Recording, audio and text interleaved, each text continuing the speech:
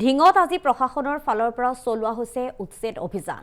পুৱা 7:30 পৰা ইতিমধ্যে আৰম্ভ হৈছে প্ৰশাসনৰ ফালৰ পৰা এই উচ্ছেদ অভিযান। প্ৰায় 2000 বিঘা জলভূমিত চলাব এই উচ্ছেদ। বেদখলমুক্ত কৰা হ'ব 3খনকৈ বিলো।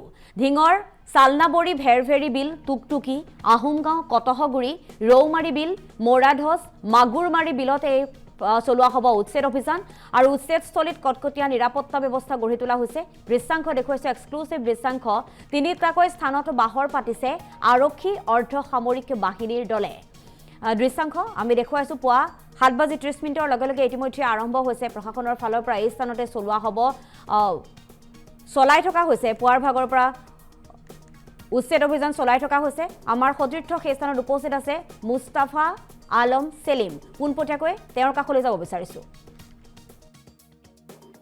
হয়, নিশ্চয়কৈ আজি যিহেতু পুৱাৰ ভাগৰ পৰা বৃহৎ উচ্ছেদ অভিযান চলিব। নগাঁও জিলাৰ ঢিং ৰাজচক্ৰ অন্তৰ্গত টুকটুকি, মৈৰাদচ, ৰৌমাৰীকে আদি কৰি কেইবাখন বিলতো আৰু ইতিমধ্যে দেখা গৈছে যি ঢিং কলেজ ইনডোৰ ষ্টেডিয়ামত ইতিমধ্যে বৃহৎ সংখ্যক সেনা জোৱান সাজু কৰি ৰখা হৈছে আৰু সকলোৱে ইতিমধ্যে যি আজিৰ উচ্ছেদ অভিযানলৈ যাবলৈ ইতিমধ্যে সকলোৱে ৰাওনা দিছে আৰু ইতিমধ্যে দেখা গৈছে সকলোকে এক পৰিৱেশ যে সকলোৱে যিহেতু উচ্ছেদ অভিযানত গৈ অংশ ল'ব আৰু ইতিমধ্যে ঢিং যি খেলপথাৰ আছে আৰু সেই ঢিং কলেজ খেলপথাৰত ইতিমধ্যে এনেধৰণে সেনাবাহিনীয়ে সাজু হৈ আছে আৰু যি প্ৰশাসনৰ লোকসকল সষ্টম হৈ আছে আৰু সকলোৱে গৈ যিহেতু খন্তেক সময় পিছতে যিহেতু উচ্ছেদ অভিযান চলাব যি ঢিং অঞ্চলত আৰু ইতিমধ্যে সকলোকে নিজৰ নিজৰ দায়িত্ব ভগাই দিয়া পৰিলক্ষিত হৈছে আৰু বৃহৎ সংখ্যক সেনা জোৱান মোতায়েন কৰা হৈছে।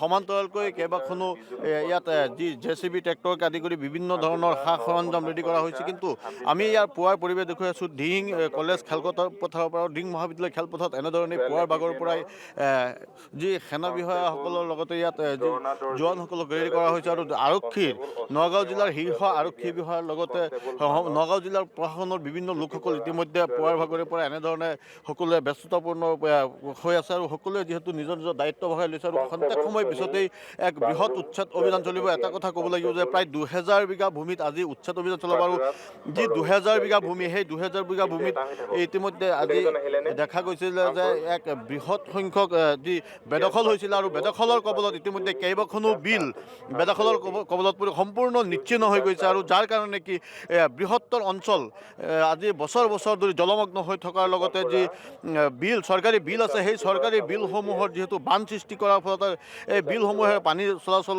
ব্যাহত হৈ পৰিছে। সমান্তৰালকৈ ইয়াত যিসকল স্থানীয় লোকসকল আছে যথেষ্ট কাৰণে ক্ষতিগ্ৰস্ত হৈ আছিলে, যাৰ কাৰণে কি বিভিন্ন দল সংগঠনৰ পৰা আৰম্ভ কৰি স্থানীয় লোকসকলেও তেওঁলোকে জনাইছিলে যে ইয়াত উচ্ছেদ অভিযান চলাব লাগে আৰু এই অঞ্চলসমূহ বেদখলমুক্ত কৰিব লাগে আৰু সমান্তৰালকৈ ইয়াৰ চাৰিওকাষে কিছুমান বেদখলকৃত ভূমি আছে সেইসমূহতো উচ্ছেদ অভিযান চলিব বুলি ইতিমধ্যে প্ৰশাসনৰ ফালৰ পৰা আমি জানিব পাৰিছোঁ। আমাৰ লগত শীৰ্ষ আৰক্ষী বিষয়া আছে, আমি বাইদেউ মন্তব্য ল'বলৈ চেষ্টা কৰিম যে যিহেতু খন্তেক